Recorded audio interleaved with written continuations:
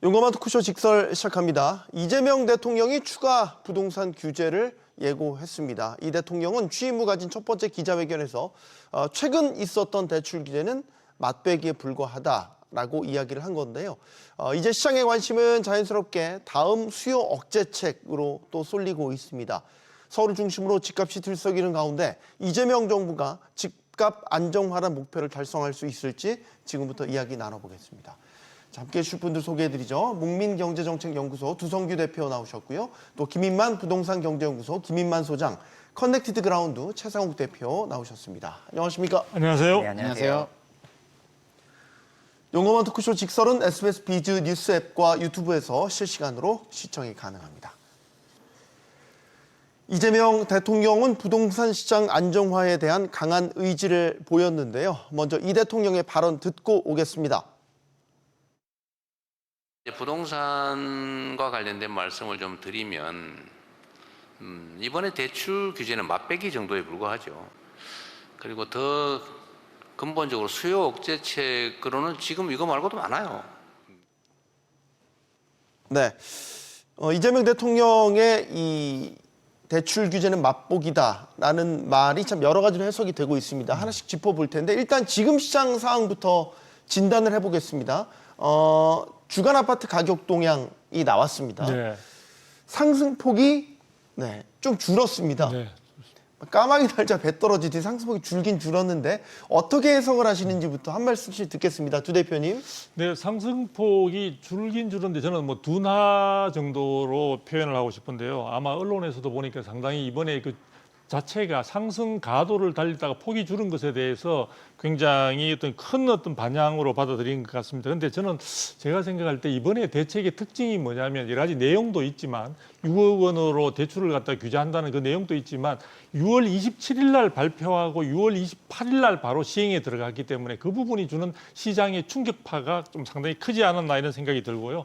또 공교롭게도 7월 1일 날 스트레스 DSR 3단계를 시행을 앞두고 있었던 시점이었기 때문에 그런 부분들이 시장에 있어서 정부가 가지고 있는 집값 잡기의 여러 가지 정책적 의지, 가계대출 억제라는 것을 앞으로 표방을 했지만 집값을 갖다가 상당히 잡기에 정책적 의지가 다 모였다라는 의미가 굉장히 반영됐고 굉장히 전격적으로 시행됐다는 그 부분이 시장에 상당한 충격파를 줬다. 그래서 그 부분이 전체적으로 시장의 상승폭을 좀 내리긴 했는데 잘 보시게 되면 서울 같은 경우에는 그 전주에 역대 최고인 0.43%의 어떤 상승률을 보였다가 이게 이번 주에 0.40%로 0.03%포인트가 떨어진 거기 때문에 이것이 둔화됐다는 말을 표현하는 것도 제가 볼 때는 적절한지에 대해서 좀 의문입니다. 그리고 여전히 22주간 상승에다가 제가 주목해 보는 건 오히려 이 상승폭 둔화보다도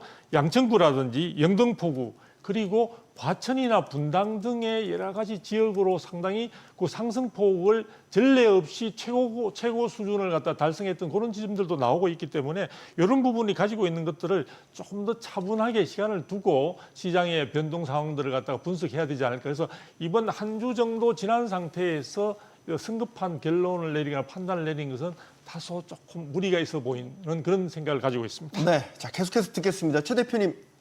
어떻게 보십니까?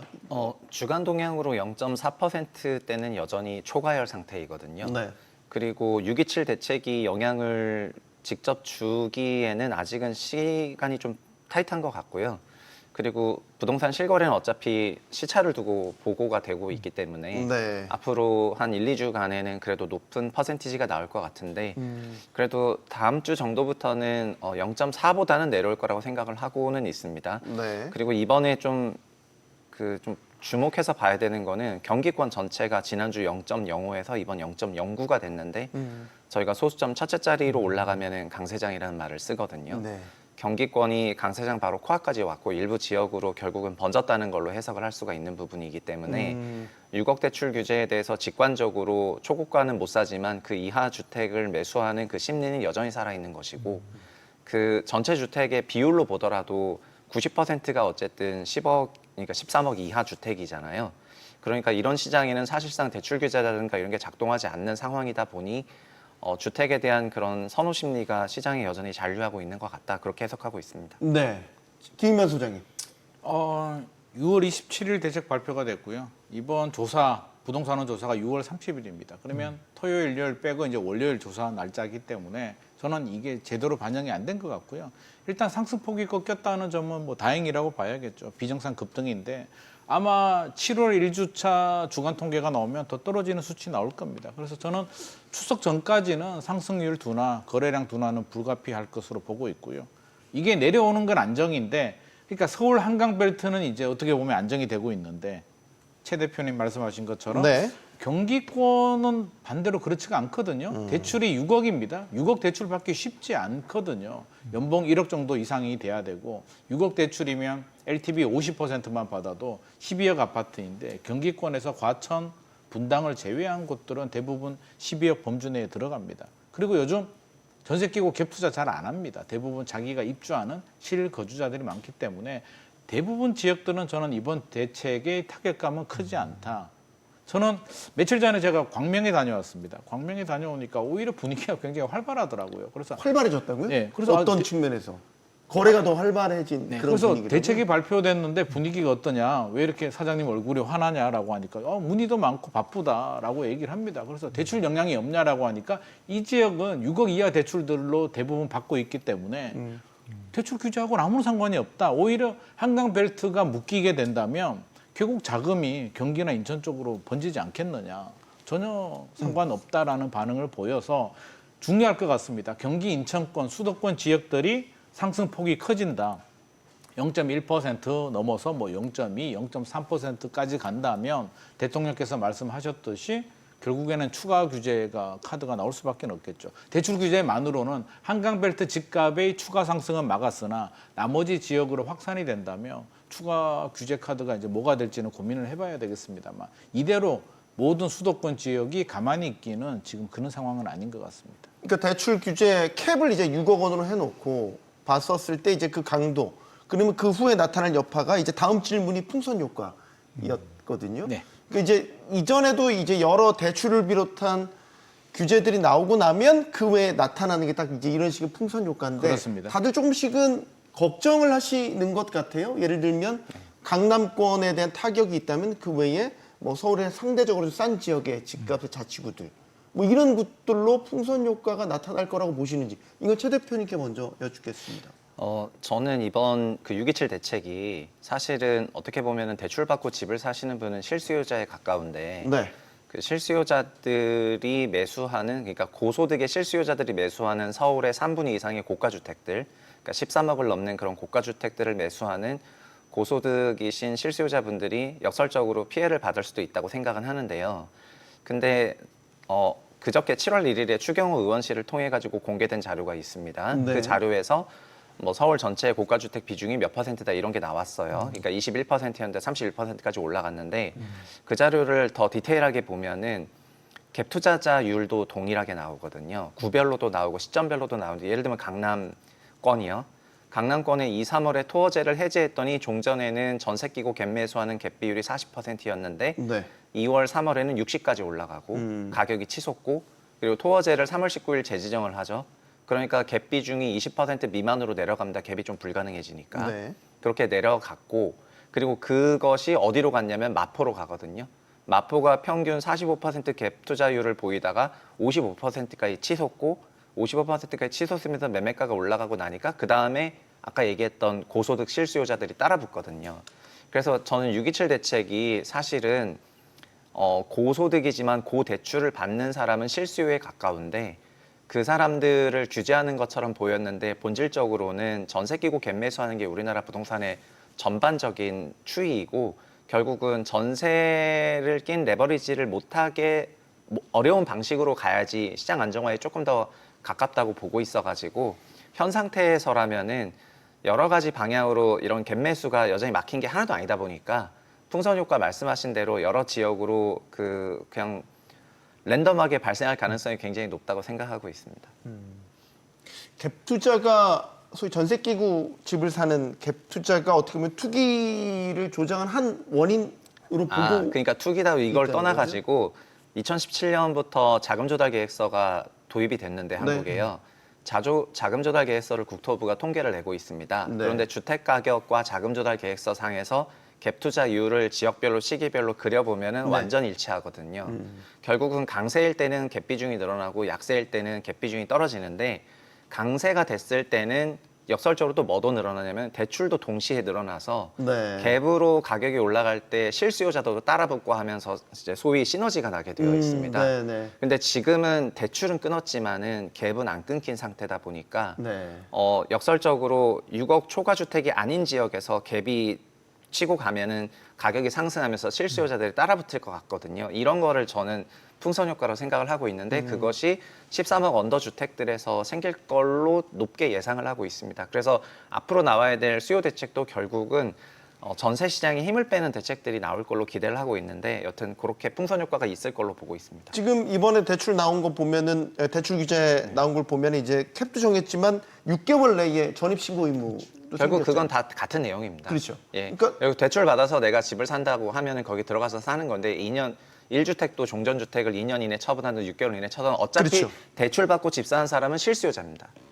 그런데 전세 끼고 집 사는 사람이 투자자에 가까운데 투자자들에 대한 그 플레이들이 막힌 거는 없다 이 말입니다. 자, 풍선 효과에 대한 부분을 짚어보고 있습니다. 이 김만 소장님께 네. 다음 듣겠습니다. 풍선 효과는 이제 지역별로도 생길 수도 있고요. 여러 가지 이제 분화가 될 수는 있는데 저는 근본 원인도 좀 살펴봐야 될 것 같습니다. 문재인 정부 때처럼 주택 수를 늘려서 뭐 소액이라든지 무자본 갭 투자를 하시는 분들은 최근에 크게 발생하지는 않고 있고요. 네.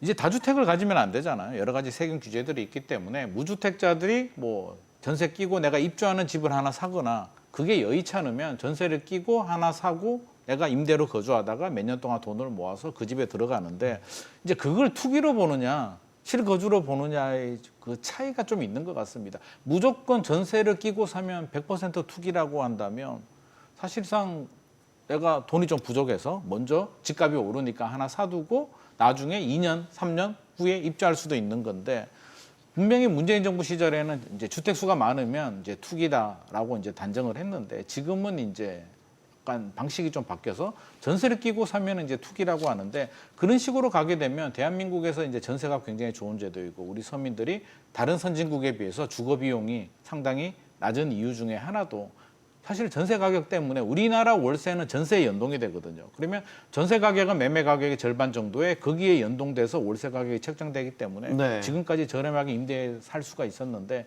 이제 이렇게 전세에 대한 여러 가지 규제들이 나오게 되면 전세 가격이 내려가면 좋겠는데 현실적으로 내려가기는 저는 쉽지 않을 것 같습니다. 이번 대책으로 오히려 수요들이 여러 가지 방법들이 막히게 되면 이도저도 답이 안 나오게 되면 뭐 전세 수요가 늘어날 수도 있는 거고요. 계속 전세 갭 투기를 막게 된다면 결국 전세 공급 물량, 매물도 줄고 내년부터 입주 물량도 줄게 되면 또 전세 가격 올라가면 그것도 또 문제일 것 같아서 근본 원인도 좀 살펴봐야 되지 않나. 왜 전세 끼고 사려고 하는 것일까? 집값이 올라가는 기대감 그리고 지방에 대한 경쟁력 약화가 아마 지방분들도 저는 투자 많이 들어온 것 같거든요. 지방에서는 자산 가치가 떨어지고 일자리가 없기 때문에 서울 수도권에 아파트라도 하나 사두자라는 수요들이 들어오는데 그걸 단순히 투기라고 해서 막아버리기에는 그러면 지방에 대한 대안 또 고민을 해야 되니까 굉장히 복잡한 문제라고 생각을 하고 있습니다. 네. 자, 일단 두 대표님 아까 과천도 말씀 주셨다는 네. 말이죠. 많이 올랐잖아요. 네, 네. 기록적 일이더라고요. 그렇죠. 이런 식의 풍선 효과가 혹시 이번 대출 규제로 나타날까? 저는 뭐 나타난다는 쪽에 방점을 찍고 있습니다. 네. 그래서 상당히 이제 실질적으로 조금 그런 막히는 부분에 있어서는 대출을 받아야 되는 사람들이 이제 지역적으로 이동을 할 것으로 보여지는데요. 하나 안타까운 점은 일단 그런 대출 부분에 영향을 가장 많이 받는 사람들이 우리가 또 나이대로 보게 되면 30, 40 세대 정도가 가장 막히는 경우들이 많고요. 그 가운데 사실은 고소득자인데 사실 현재 나이가 어리고 일찍 자산 형성을 할 수 있는 시기가 충분한 기간이 없었기 때문에 그런 어떤 소득은 지금 많으나 실제 자산 형성이 제한적인 분들에게는 실제로 이번에 대출이라는 이런 부분들이 즉 갭 투자를 통해서 자기 집을 마련하거나 하는 그런 갭 투자라기보다 자기 집을 마련하는데 대출 의존도가 높은 그런 분들은 상당히 그런 시기 자체를 제 내 집 마련의 시기 자체를 굉장히 많이 기다려야 되는 쪽으로 바뀌었다는 점에서 실망감이 상당히 크고 그런 분들은 어쨌든 탈출구를 모색하는 측면에서 저는 다른 뭐 도노강이라든지 그런 쪽으로 그러니까 쉽게 말하면 주거 사다리를 한꺼번에 본래 내디디려고 했는데 큰 걸음으로 내디디려고 했는데 네. 그런 것이 제도적으로 좀 막히니까 아마 젠걸음으로 해서 추가적으로 해서 시기를 조금 더 연장시켜 보는 그런 쪽으로 갈 것으로 이제 보여집니다. 그리고 네. 중요한 것은 이런 부분들을 이야기하는 데 있어서 어떤 그런 행동 패턴, 즉 행동 방식을 선택하는 하나의 중요한 결정의 하나가 장기적인 측면에서 볼 때 과연 부동산 시장의 가격이 안정적으로 갈 것이냐. 만약에 안정적으로 간다면은 풍선 효과도 제한적일 것이고 이번에 많은 수요자들이 좀 더 시간을 두고 침착하게 기다려 볼 것으로 예상이 될 수 있는데 정부가 의도하는 바도 그런 것이라고 생각이 듭니다. 다만 중요한 것은 향후에 있어서도 공급 부분이 서울을 중심으로 해서 수도권 전반에 있어서 상황이 녹록지 않고 그 전망 자체를 갖다가 해결할 수 있는 뚜렷한 방법도 제대로 보이지 않는다 하는 그런 측면들이 있기 때문에 아마도 저는 이번에 많은 분들이 자기가 대출이 제한됨으로써 선택을 하지 못한 어떤 그 길에 대해서 굉장히 많은 미련과 스트레스를 받을 것으로 생각이 들고요. 이런 부분들에 대해서 정부가 과연 뭐 여러 가지 제도 앞으로 많이 남아있던 대통령께서도 이제 말씀하실 때 나는 아직도 많은 주택과 관련된 시장을 안정시킬 수 있는 방법들을 많이 갖고 계신다고 하는데 그 방법이라고 해봤자 뭐 우리가 예전에 주머니 다 한번 열어봤지 않습니까? 세제 부분에 강화하는 거. 네. 그다음에 뭐 공급을 갖다 촉진시킨다는 액션을 취하는 거. 그 외에 뭐가 있을까요? 투기과열지구를 갖다가 지금 강남 상구와 용산구에 지정돼 있는데 그 부분을 토지거래 허가구역도 확대시키고 확대 지정하고 그다음에 투기과열지구도 확대 지정하는. 그래서 이제 그런 부분들을 보면서 제가 이 대책 부분에 대해서 장기적으로도 효과가 있을 것인가에 대해서는 의구심을 가지고 이것은 틀림없이 저는 풍선 효과로 해서 나타날 것이다. 그런데 여기서 우리가 또 하나 분명히 잊지 말아야 되는 부분은요. 시중에 지금 이번에 대출을 이야기하면서 저는 많은 언론에서 나오는 자료들이나 이런 걸 보니까 한국은행 혹은 금융권에서 대출을 통제함으로써 시장의 수요자들을 어느 정도 관리할 수 있다는 생각이 깔려져 있는 것 같아요. 그런데 저는 조금 다른 생각을 가지고 있습니다. 왜냐하면요, 한국은행 발표에 의해서 볼 때 5월 기준으로 보면은요, 시중의 유동성이 4,200조가 넘습니다. 네. 과거에 우리가 부동산의 과열기라고 불렸던 고 노무현 대통령 시절이나 이런 경우에 있어서도요, 굉장히 그 유동성이 많이 풀려서 시장을 자극시켰다고 하는데 그때도 제가 알고 있기로는 1,500조를 넘지 않았던 것으로 알고 있고요. 또 문재인 정부 시절보다도 지금 생각보다 지금 유동성도 굉장히 많이 늘어난 상황입니다. 즉 네. 정부나 금융권에서 대출을 통해서 통제할 수 있는 자금은 제한적일 수밖에 없고요. 그 틈새 시장을 제가 볼 때는 뭐 금수저나 숙련한 현금 부자분들이 이번에 기회를 굉장히 자기 자산을 늘리는 또 다른 기회로 악용할까 봐 저는 조금 네. 부담스러운 생각을 갖고 있습니다. 자, 지금 아까 부동산 시장, 주택 가격의 안정이라는 목표를 갖고서 이번 대출 규제가 나왔다라고 한다면 그럼 주택 가격이 안정됐다라는 기준이 뭔가요? 이제 그런 것들을 다 타겟팅해서 6억이라는 이제 상한이 만들어졌을 것 같은데 6억에 대한 논란도 있고 우리가 주택 가격 안정하면은 너무 이제 추상적이잖아요. 개념적이잖아요. 그래서 아까 저희가 방송 전에 잠깐 여쭤봤지만 그러면 지금 거래되고 있는 실거래가 기준으로 10% 정도 가격이 떨어지면 주택 가격이 안정화되는 거냐? 이번 대출 규제로 인해서 말이죠. 이게 사실 안정이라는 기준이 있나요? 제 생각에는 정부가 생각하는 근데 저희가 안정은 너무 개념적으로만 그럴 수 있죠. 얘기하니까 정부가 실숫자로 한번 질문을 아니, 드려보고 통상 싶어서. 소수점 둘째 자리로 플러스 마이너스가 되면 안정이라고 합니다. 0.04 마이너스 0.02 이런 주간 단위 식이면 상승률 네, 기준으로 이런 식이면 안정이라고 말씀이시죠? 하고 0.1 소수점 첫째 자리로 움직이면은 강세 혹은 이제 굉장히 약세 하락장 이런 용어를 쓰거든요. 그러니까 지금 0.4가 나오고 있기 때문에 초강세 상태이고 네. 이게 5월 둘째 주 이전에는 서울이 0.08이었기 때문에 5월 첫째 주까지는 안정세였습니다. 상대적으로는. 근데 5월, 6월에 굉장히 강세로 0.1을 넘어서 갔거든요. 결국은 이번 대책이 한 달 이후에 시차를 두고 0.0대를 만들 것인가. 이거가 대책이 잘 작동했다 안 했다는 판단 기준이 될 것 같습니다. 네. 최 주간 단위 대표님이 상승. 예. 중요한 말씀을 해주셨는데 이제 정부가 바라는 거는 0.01, 0.04 또는 마이너스 0.0 단위인데 그게 어떤 의미냐면 상승률이 이제 둔화가 되는 거잖아요. 그러면 이거는 누적입니다. 그러면 20억 아파트가 25억 연율은 또 올라갔는데 다 합산해서 그렇죠. 올 초에 만약에 20억 하는 아파트가 있었다 성동구에 그럼 최근에 한 24억, 25억으로 올라갔다고 해요. 그러면 0.01%다. 정부는 안정이라고 판단을 하는데 집값은 25억에서 이제 멈췄습니다. 그럼 시장의 수요자들은 6개월의 급등을 비정상으로 보고 있는데 그럼 적어도 21억, 뭐 22억 정도는 떨어져야 이게 정상이라고 생각하는데 정부는 상승률이 안정이 되면 안정입니다. 통계를 보긴. 그럼 여기서부터 시장의 무주택자들과 정부가 생각하는 안정이 이미 괴리가 생기는 부분이기 때문에 시장의 수요자들은 도대체 언제 안정이 되는 거야라고 항상 불만을 가지고 있는 거고요. 역설적으로 25억 아파트가 20억 또는 그 이하로 떨어지게 되면 시장의 수요자들은 라고 생각하는데 정부는 이제 폭락이라고 합니다. 25억짜리 20억이 된다면 그건 20% 이상의 하락. 그렇죠. 2023년 초가 한 30% 하락을 했으니까 그때 그래서 윤석열 정부에서는 규제를 풀었죠. 많은 평가들이 패착이라고 보는 거는 그런 식의 이제 하락세가 나타나니까 반대로 이제 풀면서 근데 패착이라고 하기에는 어느 역대 정부라도 단기간에 고점 대비 한 30% 정도 하락을 해버리게 되면 개입 안 할 수가 있겠습니까? 역사의 가정은 없습니다만 만약에 그때 일반 특례 대출 같은 거 일반형으로 내놓지 않았다면 어땠을까? 만약에 라는 그때 생각은. 분위기에서 브레이크를 잡지 않고요. 그대로 내버려뒀으면 아마 저는 마이너스 40%까지도 갔다고 생각합니다. 그 단기적인 심리 상황을 보게 되면. 그렇게 되면 제일 문제되는 게 금융권과 국가죠. 그럼 그 상황은 틀린 겁니까? 원희룡 장관이 그 당시 2020년 6월만 하더라도 집값 더 떨어져야 된다. 우리는 어떤 경우라도 부양책은 하지 않겠다라고 했다가 6개월 후에 풀었잖아요. 저는 그게 정부의 스탠스라고 봅니다. 이재명 정부도 마찬가지입니다. 지금 집값이 단기간에 한 6개월 동안에 다시 한 고점 대비 30% 서울 집값이 떨어졌다. 30억 아파트가 20억이 됐다라고 한다면 과연 이재명 정부도 두 손 놓고 떨어졌으니까 안정이에요. 괜찮아요라고 할 수 있을까? 더 떨어지는 불안감 마음. 심리는 한 번 떨어지게 되면 급속도로 공포가 전이가 되면서 모든 게 올스톱이 됩니다. 아마 은행부터 정부부터 아마 난리가 날 겁니다. 그러면 지금 또 급등했으니까 브레이크를 잡아야 되듯이 하락도 급락하게 되면 브레이크를 잡을 수밖에 없는 게 저는 정부 정책의 메커니즘이라고 생각하고 있습니다. 급등도 안 되지만 급락도 급락이 안 더 위험하죠. 되는군요. 급락하게 되면 은행 어떡합니까? 다 급등한 부실채권 만큼 되는데. 급락하는 건 괜찮지 않아요?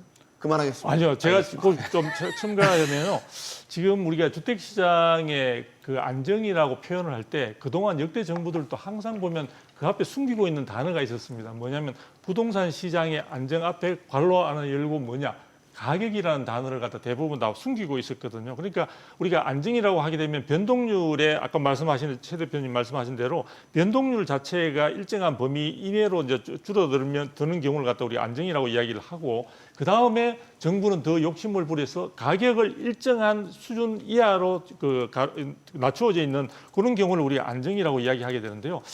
그러면서 보통 보면은 많은 분들이 가격이 일정한 수준에서 하락하고 있을 때를 굉장히 시장이 안정된 것처럼 표현을 합니다. 그러나 그렇게 되면 어떤 문제가 생기냐면요. 이번에 김 소장님도 잠깐 말씀을 해주셨지만 금융권에서는 주택 가격이 하락하면 그것을 좋게 받아들이지 않습니다. 왜냐하면 대부분의 경우에 우리가 이번에 나온 그 대출이라는 것은 대부분 주택을 담보로 하게 되는데요. 담보 가치가 굉장히 훼손되는 부분들을 의미하기 때문에 금융권으로서는 결국 가격이 주택 가격이 지나치게 떨어지게 되면 부실이라는 문제에 직면하게 되는 측면들이 있습니다. 그래서 제가 볼 때는 제일 좋은 표현은 뭐냐면 가격이 어느 정도 수준이냐 하는 것은 그때의 공급과 수요의 균형점에서 이루어진다고 보기 때문에 중요한 것은 변동률 자체가 최소한으로 머물러야 되는 부분이 하나의 안정이라고 말할 수 있는 거지 가격대가 일정한 수준에서 몇 년도에는 얼마였는데 몇 년도에는 일정한 수준 범위를 벗어나지 않는 것을 우리가 안정이라고 표현한다면은 그 가격이라는 단어에 묶여가지고 우리가 영원히 아마 부동산 시장의 안정이라는 그 과제는 달성할 수 없는 목표가 될 수도 있다는 점을 말씀드립니다. 자, 이재명 대통령이 이제 대출 규제는 맛보기다. 더 많은 정책들이 준비돼 있다. 이제 이렇게 이야기를 했죠. 네. 그럼 이제 대출 규제 일단 이재명 정부의 첫 부동산 대책으로 나왔단 말이에요. 다음 카드가 뭘까? 라는 것도 시장에 되게 네. 초미의 관심사예요. 최 대표님. 기본적으로는 시장에서는 다음 카드는 뭐 공급이라고 생각하고 있지만 그런데 공급 얘기를 하기 전에 저는 수요 부분 아까 수요 대책이 추가로 나올 수 있다고 생각하는 부분을 말씀을 드리겠습니다. 네. 지금 우리나라 주택 시장이 2014년부터 2021년까지 장기 강세를 갈 때 그때의 그 키 메커니즘은 전세의 유동성을 공급하는 방향으로 전세가가 초과 상승한 것이 있습니다. 네. 전세는 월세를 현가화한 거긴 하지만은 전세액 자체에 기금을 통해 가지고 현재 300조 원 넘는 보조를 하고 있습니다. 네. 직접 대출은 30조밖에 안 되지만 은행의 전세 대출 150조 전체를 보조해 주다 보니까 전세 대출 금리가 시장 금리보다 인위적으로 100bp 이상 낮거든요. 그리고 우리는 23년을 다 경험을 했는데 23년은 뭐였냐면은 시장 금리가 상승하면서 전세 가격이 하락을 했습니다. 네. 전세 수급 밸런스의 문제가 아니라 전세는 결국은 월세를 채권화한 거기 때문에 시장 금리가 올라가게 되면은 전세가는 하락하고 금리가 내려가면 전세가가 상승을 하거든요. 그래서 금리 하락 기간에 전세가는 지속 상승이 왔는데 여기다 추가로 보증을 서주면서 금리가 초과 하락을 했고 전세가가 초과 상승을 한 거 위에다가 전세낀 갭매수를 했습니다. 23년이 어떤 의미에서 굉장히 반추해 볼 만한 시기인 것이 뭐냐면은 현 이재명 정부가 제가 문재인 정부랑 뭐가 다르냐고 느끼냐면은 문재인 정부 때는 이런 전세 대출이나 기금의 전세 보조가 문제라는 인식이 없었어요. 네. 전세가 서민금융이기 때문에 무조건 보조해줘야 된다는 인식이 전반적이었고 전세 대출이 1년에 40조 원 이상 늘어날 때도 이런 거를 규제할 생각을 안 했습니다. 이재명 정부 금융부처 관료들이 뭐가 다르다고 제가 느끼냐면은 전세 레버리지와 전세가 고평가된 것이 문제라는 인식을 광범위하게 가지고 있습니다. 특정 부처가 아니라 금융부처, 한국은행, 국토부 모두가 이런 광범위한 인식 체계를 갖고 있기 때문에 자연스럽게 전세 대출에 힘을 뺄 걸로 생각이 되거든요. 그리고 갭 투자하는 경우도 마찬가지입니다. 갭 투자 뭐가 문제냐면은 매매가가 안 오르는 거는 큰 문제가 아닐 수가 있고 더 큰 문제는 현금 흐름 문제인데 2년 후 전세 가격이 하락이 예상됐을 때가 더 큰 문제가 됩니다. 2년 후에 전세가가 올라간다고 하면은 그냥 어차피 뭉 쓰고 가면 되는 거라고 생각을 하거든요. 네. 전세가가 구조적으로 내려가도록 전세 대출 금리가 계속해서 올라가는 방향으로 간다면은 그냥 수급 밸런스 상에서 수급 밸런스를 적절히 유도한다는 그런 방침하에 전세가가 하락되는 그런 상황에서도 갭매수가 꾸준히 올 수 없다고 생각을 하고요. 저는 수요 대책이 나온다면 세금이나 이런 거는 전혀 아닐 거로 생각을 하고 전세에서 그 힘을 그냥 훅 빼는 방향으로 대책이 나올 걸로 생각을 해요. 수요 쪽에서는요. 그러면은 전세대출 금리 그러면 예를 들면 전세 대출을 민간 대출로 하게 되면서 지금 스트레스 테스트 같은 것도 아니 은행은 지금 전세 대출 금리가 시장 금리보다 낮은 거는 100% 보증이 있기 때문인데 네. 지금 보증 기간들 다 작년 재작년 보시면 아시겠지만 다 지금 괴사 직전입니다. 네. 마이너스 4조 마이너스 3조 했기 때문에 이 보증 기관도 보증 다 안 하고 싶어해요. 그럼 시중은행에서 전세 대출을 위험 자산 대출로 봐야 되는데 그럼 자연스럽게 위험 프리미엄이 붙어야지 되는 거고요. 전세 대출 금리가 지금보다 소위 1.5%포인트 이상 높아진다. 그런 가능성을 염두에 둬야지 되겠습니다. 그러면 일각에서는 전세가 뭐 올라간다 이렇게 생각하지만 2, 3년을 잘 생각해 보시면은 시장 금리가 100%, 150% 뛰게 됐을 때 전세가는 급락하고 전세가 급락은 곧 매매가 하락과 동일하거든요. 그런 방식을 연착륙할 걸로 이제 저는 바라보고 있습니다. 전세대출 쪽을 조이는 네. 쪽으로 다음 규제를 생각하고 예. 계셨고요. 네, 두 대표님. 저는 이제 그 말씀은 상당히 구조적이고 굉장히 저는 합리적인 그런 설명이라고 생각이 되는데요. 제가 느끼기에는 그 부분의 설명이 그대로 이어지려면은 시장에서 수요 공급이 균형점을 계속해서 유지한다는 것이 전제가 돼야 된다고 보여지거든요. 네. 근데 저는 어떤 지금 불안감을 가지고 있냐면 공급이 지금 상황에서 앞으로 3, 4년까지도 저는 녹록지 않다고 생각을 하고 있는 상황이고 수도권의 말씀이시죠? 네. 그렇죠, 그렇죠. 네. 네, 그런 상황인데 그러다 보니까 지금 이번에 대출 규제 억제로 인해서 매매 시장에 있어서의 매수 열기를 갖다가 어느 정도 잠재울 수는 있겠지만 그 부분은 많은 사람들로 하여금 전월세 시장에 머물도록 하는 그런 상황이 될 것으로 보여집니다. 그러니까 충분히 공급이 되지 않은 상태에서 많은 수요자들이 전월세 시장에서 머무는 과정에서 전월세 시장은 저는 굉장히 가격이 올라갈 수밖에 없는 상황이고 그다음에 말씀하신 대로 그렇게 될 경우에 전세 시장에 대한 많은 수요자들이 결과적으로는 어쩔 수 없이 월세 시장으로 밀리면서 이 부분이 정치권에서는 상당히 2030 세대들이 전세 시장에서 월세 시장으로 밀려나고 그 부분이 주거비 부담의 상승으로 오면서 그 부분에 대한 불만들이 굉장히 터져 나올 가능성도 있기 때문에 그러한 부분들에서 충분한 공급들을 제대로 하지 못한 상태에서 섣불리 지나치게 강하게 드라이브를 걸다가는 이런 부분들은 결국은 정치적으로 지지 세력들의 이탈이라는 이런 부분도 올 수 있는 측면들이 있어서 그 문제의 전제 조건이 되는 충분한 물량들은 시장에 충분히 있다.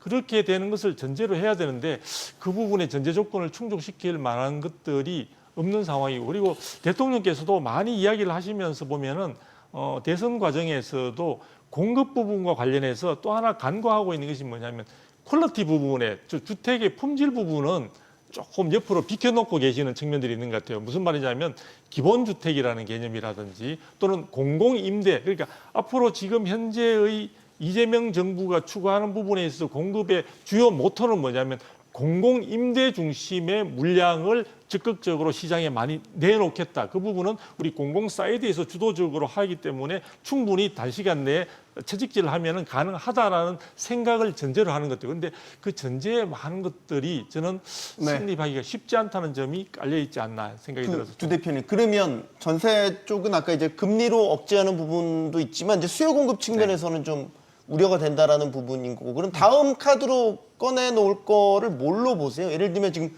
토어제를 조금 더 확대하는 방향도 이야기가 나오고 저는 있고. 그쪽에 무게가 있는 거죠. 그러니까 오히려 토어제를? 토어제뿐만 아니라 투기 과열지구, 토어제만으로의 효력은 한계에 있다는 건 알고 있는 거니까 그는 실거주 외에는 사실은 구속력이 생각보다 크지 않거든요. 그래서 토어제와 투기 과열지구, 조정 대상 지역을 한꺼번에 묶은 트리오라고 할까요? 트리오 체제를 해당되는 지역마다 조금 더 확대하는 쪽으로 저는 하는 것이 가장 포괄적이면서 단순하면서 쉬운 그런 측면들이 있기 때문에 그래도 법 규정을 바꾸지 않아도 된다는 측면에서 지정만 하면 되는 거거든요.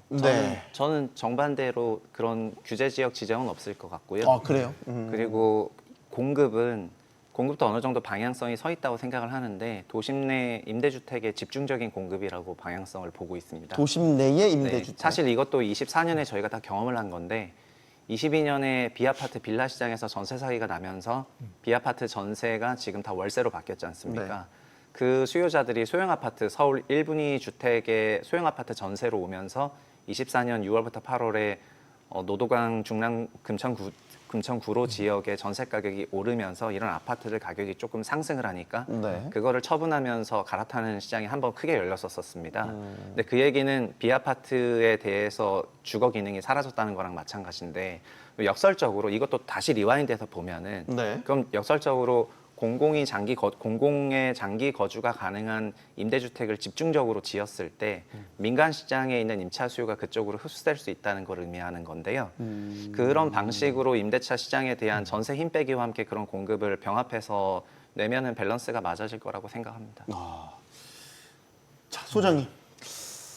이론적으로는 뭐 굉장히 아름다운 얘기인데 저는 이론과 현실이 과연 딱딱 맞아 떨어질까가 이제 일단 걱정되는 부분이고요. 도심의 공급이 이제 그렇게 원활하게 빨리 민간 임대가 퀄리티 높은 주택들이 이제 얼마나 공급이 되느냐가 문제인데 건축비도 많이 올랐고요. 이제 물론 공공이 진행을 해야 될 것 같습니다. 민간에서 하시는 분들의 얘기 들어보게 되면 아직까지 뭐 건축비나 토지 가격 상승으로 인해서 지금 타당성을 찾지 못하고 있고요. LH나 SH가 서울 도심에 대규모 공급 물량을 임대를 단기간에 준비를 하기에는 이게 6개월, 1년 안에 물량이 나와줘야 될 것 같은데 그 물량이 과연 그렇게 나와줄지가 사실은 좀 걱정되는 부분이고요.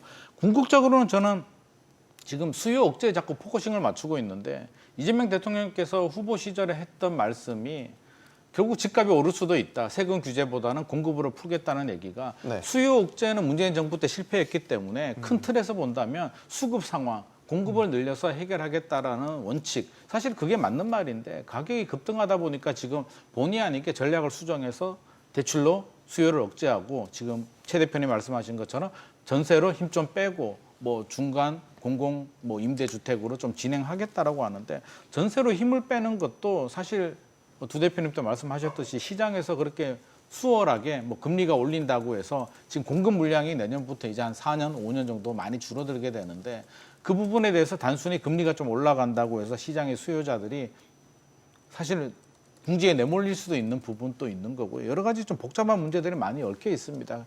우리 이솝우화도 있잖아요. 뭐 이게 나그네 옷을 벗기는데 바람만 불어서 될 문제는 아닌 것 같고요. 저는 당근과 채찍을 좀 병행해야 되지 않나. 이번에 이제 대출 규제에 대한 채찍이 한번 나왔다면 궁극적으로는 믿고 기다리면 내 집 마련할 수 있겠다, 주거 문제가 해결될 수 있겠다라는 그 안심한 심리, 불안한 심리를 잠재울 수 있는 뭐 그런 카드가 하나 나와줘야 되는데 전세로 힘 빼고 뭘 하고 또 공공임대주택 우리 여러 번 경험했습니다만 제 기억으로는 김대중 정부 때부터 공공임대주택 뭐 10만 호, 100만 호 공급 계획도 계속 발표됐는데 여전히 주택은 부족하거든요. 그래서 단순히 그런 발표만으로는 저는 수요자들의 공감을 얻기는 좀 어려울 것 같고요. 기존과 다른 와 이거 획기적이다. 이 정도면 이재명 정부는 달라라는 생각이 드는 정도의 공급 대책 정도는 저는 나와줘야 시장의 불안 심리가 좀 잠재울 수 있을 것 같습니다. 세제 부분은 건드리지 않을까요? 이재명 대통령은 이제 세제 쪽은 건드리지 않겠다고 얘기는 했지만 최근에 이제 더불어민주당 진성준 정책위의장은 세제 부분도 검토하는 뉘앙스로 이야기를 했단 말인데 화면 나오죠? 네. 세제 조치가 뒤따라할 그런 오는데도 안 할 이유가 있냐? 저는 그렇게 생각합니다. 이거는 시장에 달렸다고 봅니다. 지금 잠시 거래량 상승률 둔화되고 있는데 경기권으로 풍선 효과가 굉장히 심각한 수준으로 급등을 한다. 과천 분당은 뭐 익히 알고 있는 부분이고요. 더 과열이 된다면 뭐 조정 대상 지역이 지정될 수도 있고 아니라면 토지거래가하고 지정될 수도 있고 별도의 규제가 나올 수도 있는데 전역으로 확산되거나 한강 벨트가 다시 움직인다라고 했을 때는 저는 세금 규제 나올 수밖에 없다고 봅니다. 종부세를 뭐 안 한다고 하지만 결국 종부세 카드 나와야 되지 않겠습니까? 하지만 전제 조건은 한강 벨트 집값이 고가 아파트가 다시 올라간다면 이런 강한 카드가 나올 수도 있는 거고요. 그렇지 않다면 앞서서 이제 두 분께서 말씀하셨듯이 그 정도 뭐 전세라든지 뭐 투기 과열지구, 조정 대상 지역 여러 가지 카드들을 섞어서 사용할 가능성도 저는 있다고 생각합니다. 네. 자, 사실 저희가 앞으로 나올 카드에 대해서 미리 전망해 보는 게 사실 그런 생각도 공중에 보이지 않는 무언가를 잡기 위해서 말이니까 손을 휘두르는 것 같기도 한데 어쨌든 시장에서 나오고 있는 이야기들을 중심으로 저희가 토론을 좀 해봤고 저희가 시간이 많이 흘러서 마지막으로 공급 대책 쪽을 좀 짚어보려고 해요. 이재명 대통령이 공급 대책에 대해서도 준비된 게 많이 있다. 근데 방향성은 나왔죠. 국정기획위원회에서도 이제 언급이 됐었지만 소위 말해서 신규 택지 개발, 대규모 신도시 조성, 사기 신도시는 아니다. 라는 방향성 자체는 명확하게 나왔어요. 자, 방향성에 대한 평가 듣겠습니다. 네, 방향성은 저는 뭐 옳은 방향이라고 생각이 듭니다. 앞으로 공급을 촉진할 수 있는 수단이 뭔가 하는 부분이 사실 과제로 남아있는 상황이고요. 실제 기존의 사기 신도시 부분에 대해서 시장의 기대감도 있는 것 같고 선거 과정에서 이 부분은 주요한 이슈로 떠올 뻔한 그런 측면들이 있습니다만 우리가 사기 신도시가 근본적으로 문제 해결에 도움이 안 된다는 생각이 드는 게요. 3기 신도시의 현주소를 우리가 보게 되면 당장 알 수가 있는 거거든요. 그리고 우리 또 3기 신도시를 이야기할 때 3기 신도시 자체만 가지고 생각해서는 안 되는 것이고요. 3기 신도시가 왜 출현하게 됐느냐. 그 계획 자체는 결국은 서울의 도심 공급이 제대로 안 되었기 때문에 대체제로서 사실 3기 신도시가 서울에 가장 인접한 곳을 지역을 중심으로 해서 나왔던 건데 그게 지금 공사가 제대로 사업 자체가 추진이 제대로 안 되고 있는 상황이고 제가 자료를 지금 신문에 나온 자료를 보니까요. 2026년도에 처음으로 1285가구가 입주할 것으로 보여진다고 합니다. 네. 실제 말하면 충분한 공급으로서의 의미를 갖는 입주가 완료되기까지는 물량이 되기까지는 상당한 시간이 걸려야 되는 측면들이 있고요. 이런 부분들이 언제 될 것인가 하는 부분도 지금 상당히 요원한 상태이기 때문에 저는 오히려 이 부분보다 좀 파격적으로 이번에 이 정부가 뭔가 추진력 부분에 있어서 국민들에게 신뢰감을 줄 수 있는 그런 부분을 위해서는 서울 도심의 문제의 발원지는 바로 서울 도심이기 때문에 서울 도심, 서울 시내 이내에서 재건축이나 재개발 부분을 촉진시킬 수 있는 지금은 사실은 많은 여러 가지 공사비 문제라든지 또 제초안 문제라든지 이런 등등으로 해서 장애물 속에서 제대로의 속력을 못 내고 있는데 그 부분을 확실하게 우리가 심지어 과속이라고 할 정도까지 뭔가 속도를 낼 수 있는 그런 정책을 낸다면 그 부분이 시장에 주는 상당히 파급 효과는 대단히 크고 원하는 정책 효과도 좀 확보하는 데 도움이 될 수 있지 않을까 저는 생각을 합니다. 최 대표님께 듣겠습니다. 아까 이제 기존 택지에 대한 네. 주택 공급 속도를 높이는 방안 이런 것들이 언급됐고 저는 공급에 대해서도 어저께 어느 정도 그 구상을 얘기를 다 했다고 생각을 하는데요. 네. 그러니까 문정부와 이재명 정부가 다르다고 느끼는 거는 재건축 재개발에 대한 인식인데 재건축 재개발을 통해서 주택 공급을 해야 된다는 생각을 현재 저는 거의 안 하고 있다고 생각을 합니다. 왜냐하면은 재건축 재개발이 그냥 소유자의 자산 재평가를 통한 자산 가격 상승 효과가 순수한 주택 공급 효과보다 더 크기 때문에 그래서 재건축 재개발을 막겠다는 것도 아니고 뭐 촉진시키겠다는 것도 아니고 어차피 민간이 가지고 있는 민간의 자산 재평가는 민간이 알아서 하시고 그렇게 해봐야 어차피 일반 분양은 10분의 1밖에 안 나오잖아요. 그러니까 주택의 공급은 재건축이 될 수가 없는 거죠. 국토부도 이거를 많이 느끼고 있습니다. 뭐냐면은 민간이 소유하고 있는 재건축 재개발을 내가 열심히 도와줬는데 순공급 효과는 10분의 1밖에 없는데 내가 이걸 계속해야 되나 이런 생각이 있단 말이죠. 네. 그래서 현재는 이런 부분인 것 같습니다. 어저께 발표한 얘기는 수도권 과밀이란 말을 여러 번 썼기 때문에 수도권에 대한 그런 과밀에 대한 인식이 있어 보이고 다만 임차가 안정화돼야지 시장이 안정화되는 거기 때문에 임차 주택을 저는 많이 공급할 걸로 생각을 하고 있습니다. 그런데 전반적인 그 수요의 분산이 지방 개발과도 다 이어지는 건데 그게 교육적인 부분부터 시작해서 학교 서울대 10개 만들기를 포함해가지고 기업들 이전을 시키고 에너지에 대한 차등요금제를 적용하면서 네. 수도권에 힘 빼기가 있을 것 같거든요. 그리고 수도권 지역에 대한 금융 규제는 더 강화될 것 같은 것이 그러니까 결국 파이프라인을 물을 줄기를 좀 지방으로 뽑으려고 하는 그런 여러 노력을 계속 할 것 같습니다. 그러니까 지금은 6억으로 묶여 있지만은 네. 그게 뭐 또 3억이 될 수도 있고 뭐 이러면 굉장히 불합리하다고 생각할 수 있으나 예. 전반적인 방향성 그쪽으로 가 있는 게 아닌가 이런 생각이 들어요. 그래서 종합하면 수도권은 사기 신도시가 아니라 이미 과잉 상태에서 소금물을 계속 마실 수 없다 이런 말을 했기 때문에 네. 그냥 임차주택 중심으로 공급하고 민간 재건축은 알아서 하시고 정부는 지방광역, 지방 살리기에 집중하겠다는 그런 내용으로 저는 해석을 했습니다. 네. 소장님. 지금 최상욱 대표님 말씀이 진짜 정부의 생각이라면 저는 시장의 수요자 입장에서 만약에 이걸 본다면 서울 집값 더 올라갈 수밖에 없겠구나라고 생각할 것 같습니다. 더 프리미엄이 붙는다는 거예요? 심리적으로요. 그러니까 임차 주택을 어디다가 얼마나 공급이 되지? 서울에 1년에 기본적으로 한 4만 5천 호 정도 이상이 문재인 정부 때 공급이 됐음에도 집값이 올랐는데 서울 도심의 양질의 아파트 수준의 임차 주택이 한 2만 호, 3만 호 정도 연 계속 공급이 될 수 있을까? 임기 5년 동안. 지금 5년이 문제거든요. 내년부터 한 5년 동안 이제 공급 급감이 되는데 그 부분에 대한 구체적인 설명이 좀 필요할 것 같고요. 방향성은 저는 맞다고 봅니다. 서울이 수요 과잉이기 때문에 지방으로 분산해야 되는데 그게 시간이 굉장히 오래 걸릴 겁니다. 예를 들면 지방에서 제일 원하는 건요. 대기업입니다. 대기업 일자리, 대기업 본사가 부산, 대구, 광주로 오길 바라는데 대기업 본사가 부산, 광주, 대구로 이전할 때 서울 분들의 반발심, 또 수요자들의 이동, 대학교 10개 만드는 것도 쉽지 않고요.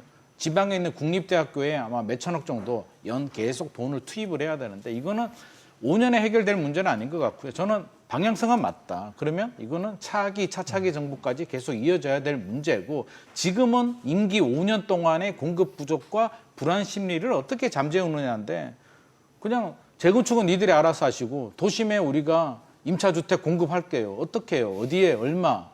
어떤 주택을 공급할 겁니까에 대한 답을 내야 되는데 서울에 빈 땅이 없는 상태에서 유일한 방법은 국회 밀어버리고 10만 평 개발하고요. 한강 복개해가지고 아파트 지으면 가능합니다. 그런데 그게 과연 현실성이 있을까에 대해서 저는 그러니까 시장의 수요자들이 이제 안정되겠구나. 우리 불안해하지 않겠구나라는 생각이 들어야 되는데 그게 공감이 되기가 좀 어려운 부분이 있을 것 같습니다. 그러니까 단기, 중기, 장기로 놓고선 이제 동시다발적으로 이제 하게 되겠죠. 그럼 이제 최 대표님 말씀드리면 단기적으로 보면 도심 내에 임차 주택을 늘리면서 네. 일단은 시키고 중장기적으로 보면 수요를 계속해서 주식시장 혹은 지방으로 계속 빼는 이제 이런 작업들이 이제 동시다발 그것도 사실 다 구조적으로는 힌트가 나와 있습니다. 국토부가 지금 재건축 재개발에 힘을 쏟는 것이 아니라 프로젝트 리치에 힘을 많이 쏟고 있는데 프로젝트 리츠가 결국 시행업을 대행하게 되는 비이클이 되거든요.